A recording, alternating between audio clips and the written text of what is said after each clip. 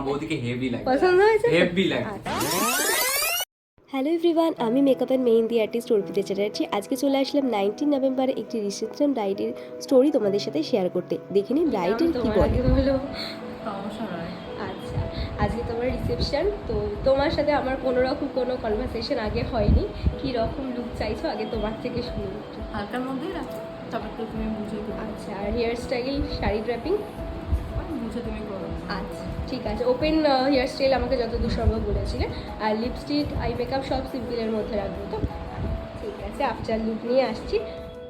শুনে নিলাম আজকে আমার ব্রাইডের কিন্তু সেরকম কোনো ডিমান্ড নেই। অ্যাকচুয়ালি আমার ব্রাইড আজকে ভীষণ শান্ত, চুপচাপ ভালো মেয়ের মতো সেজেছে। সে শুধু বলেছে একদম লাইটের মধ্যে কিছু করে দিও তাহলেই হবে।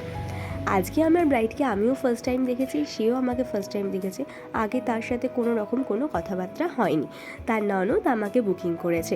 আজকের লোকেশন কিন্তু আমার বাড়ির থেকে একদমই কাছে ছিল, তাই আমি হেঁটেই চলে গেছিলাম সেখানে। তো তোমরা পুরো লুকটা দেখতে থাকো। আমি মোটামুটি ব্রাইডের যেরকম যা কোয়ারি ছিল আমি সেই বুঝে করেছি। তোমরা লুকটা অবশ্যই দেখে জানো যে তোমাদের কী রকম লাগলো।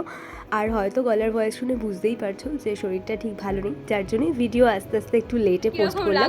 যাই হোক, তোমাদের সাথে সবার রিভিউগুলো শেয়ার করলাম। আচ্ছা ঠিক আছে, পছন্দ হয়েছে তো? পছন্দ হয়েছে, খুব পছন্দ। পছন্দ হয়েছে তো? আমার তো খুব পছন্দ হয়েছে। আচ্ছা আচ্ছা ঠিক তুই আমার আছে, মেয়ের মতোই লাগছে।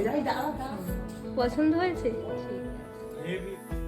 ব্রাইডের সাথে সাথে ব্রাইডের ননদেরও পার্টি মেকআপের বুকিং ছিল, তো সেটারও তোমাদের সাথে শেয়ার করলাম। তোমরা দুটোই দেখে জানিও যে তোমাদের কীরকম লাগলো লুকগুলো। আর দিদির থেকেও জেনে নেবো যে দিদির কীরকম লাগলো এই লুকটাকে। আর তোমরা যারা যারা নিজেদের স্পেশাল ডেতে বুকিং করতে চাইছো, অবশ্যই 2025-এর বুকিং কিন্তু স্টার্ট হয়ে গেছে, তোমরা কিন্তু বুকিং করতে পারো।